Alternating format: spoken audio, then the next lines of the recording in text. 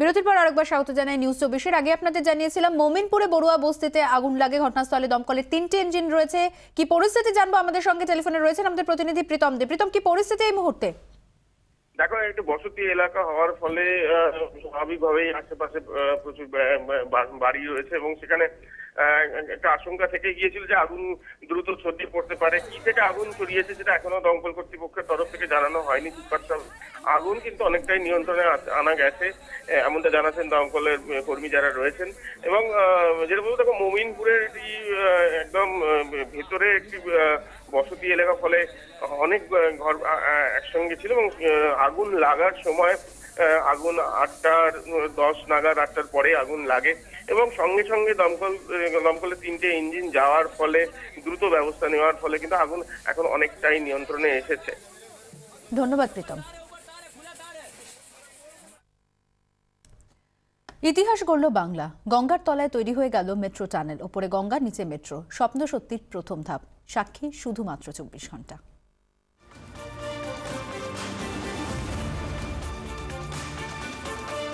মাটির তলায় রেল। 84-তে ইতিহাস করেছিল বাংলা, আবার ইতিহাস এবার গঙ্গার তলায়। তৈরি হয়ে গেল সুড়ঙ্গ। কিছুদিনের মধ্যেই মাথার উপর গঙ্গা নিয়ে ছুটবে মেট্রো।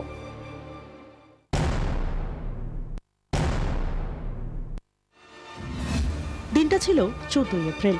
সংখ্যার হিসেবে ঠিক 1 মাস 6 দিন। হাওড়ার দিক থেকে নদীর পেট কেটে ঢুকেছিল টানেল বোরিং মেশিন। এই জায়গা যেখানে এই মুহূর্তে আমরা দাঁড়িয়ে রয়েছি, সেখান থেকেই কিন্তু শুরু হয়েছে গঙ্গা, হুগলি নদী। এখান থেকেই টানেল বোরিং মেশিন এপ্রিল মাসের 14 তারিখে যাওয়া শুরু করেছিল গঙ্গার দিকে, গঙ্গার ভেতরের দিকে। এবং এই মুহূর্তে সেই টানেল বোরিং মেশিন একেবারে এই পথ ধরেই এগিয়ে গেছে। Target 520 metre. প্রতিদিন একটু একটু করে এগিয়েছে কাজ। After completion of this tunnel, we have completed the river. So I am satisfied कि जो हमने किया है वो बहुत अच्छा किया है। एक एज अ टीम मिलके हम सभी लोगों ने इस प्रोजेक्ट को कंप्लीट कर दिया without any casualty, without any harness. So I am much more confident. কখনো দিনে 34 মিটারও মাটি কেটেছে টানেল বোরিং মেশিন। একটু একটু করে এগিয়েছে নদী গর্ভের দিকে। উপর দিয়ে বয়ে চলেছে এত বড় একটা নদী, অথচ নিচে নদীর এইখানে দাঁড়িয়ে বা গোটা টানেলে যে অংশটা নদীর তলা দিয়ে যাচ্ছে, সেখানে দাঁড়িয়ে কোথাও কিন্তু বোঝাই যাচ্ছে না যে ওপর দিয়ে এত বড় নদী যাচ্ছে। মাটির প্রায় 40 মিটার নিচ দিয়ে তৈরি হয়েছে টানেল।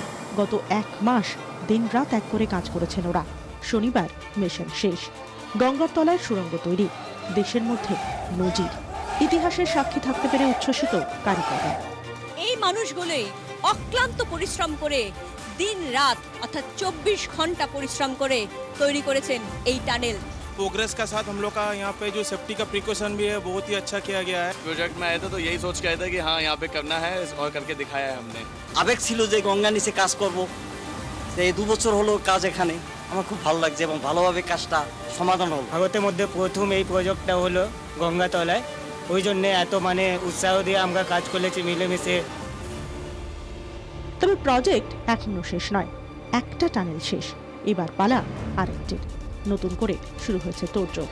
গোটা দেশ তাকিয়ে আছে কবে এই সুড়ঙ্গের ভেতর দিয়ে ছুটবে মেট্রো রেল, যে রেলের যাত্রী হব আপনি আমি সকলেই। 24 ঘন্টার জন্য ক্যামেরায় তুষারের সঙ্গে শ্রেয়সী, কলকাতা।